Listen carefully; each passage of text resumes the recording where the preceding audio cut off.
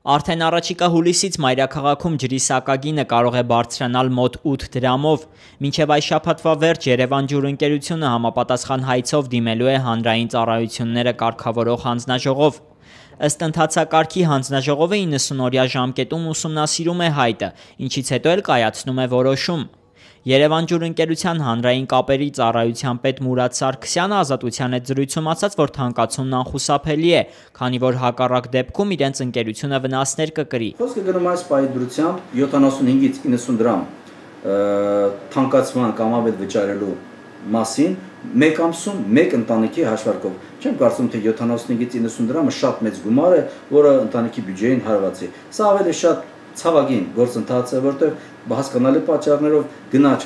արդեն լսելուց մարդիկ իրենց մեր քաղաքացիները վատ են զգում։ Սակագնի բարձրացման հիմնական պատճառը հանրապետությունում մատուցվող ծառայությունների եւ ապրանքների գնաճն է։ Սարգսյանի խոսքով հանրային ծառայությունները կարգավորող հանձնաժողովը 3 ամսվա ընթացքում Երևան ջուրի մասնագետների օգնությամբ ուսումնասիրություններ է կատարելու, ինչից հետո էլ կայացնելու է որոշումը։ Հետազոտությունները կատարվում են նույն մեթոդաբանությամբ, ինչպես կատարվել են Երևան ջուրում, ուստի արդյունքները չեն կարող էապես տարբերվել, թանկացում լինելու է։ 2005 թվականի վերջին կառավարությունը մրցույթի արդյունքում Երևանի ջրամատակարարման և ջրահեռացման համակարգը 10 տարի ժամկետով վարձակալության հանձնեց Veolia ջուր ընկերությանը։ Սպառողների միության նախագահ Արմեն Պողոսյանի խոսքով ընկերության ընտրությունը կատարվել էր նաև առաջարկված սակագնի համար։ Ծրագրում գրված էր, որ սակագինը պետք է տարեցտարի նվազեր։ Գրաֆիկը հրապարակված է, այսինքն մեզ մատչելի է, մենք ունենք երրորդ տարով սկսած պետք է նվազի եւ անշեղորեն նվազի եւ վերջում դառնա 75 դրամ առանց ավելացված արժեքի եւ 93 դրամ ավելացված արժեքով։ Այսինքն այդ տեմպը մենք պետք է տեսնենք, արդեն պետք է տեսնենք։ Պարզապես չկատարված հանձնարարություն է, չկատարված պարտավորություն։ Մենք այս կողմից պետք է խոսենք։ Ես գտնում եմ, որ ձեռնարկությունը չի կատարել իր պարտավորությունները եւ մենեջմենտի հետ խնդիրներ կան։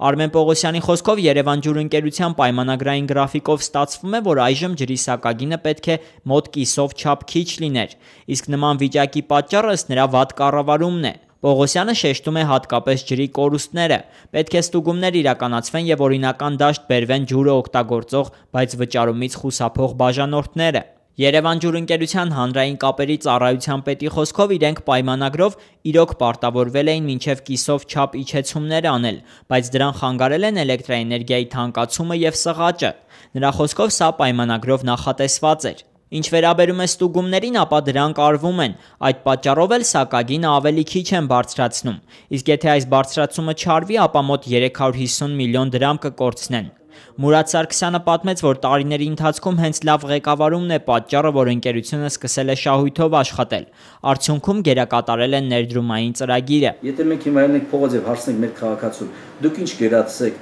շարունակական բարելավում, թե 70-90 դրամի էկոնոմիա, ես համոզված եմ մեծամասնությունը ամեն դեպքում կասի, ճիշտ է, հաճելի չի բարձրացում, բայց 90 դրամը դա այն գումարը չէ, որի համար մենք վտանգենք ջրամատակարարման բարելավումը։ Այսօր մարդկանց Այսինքն այդ գումարը, եթե չլինի, կվտանգվի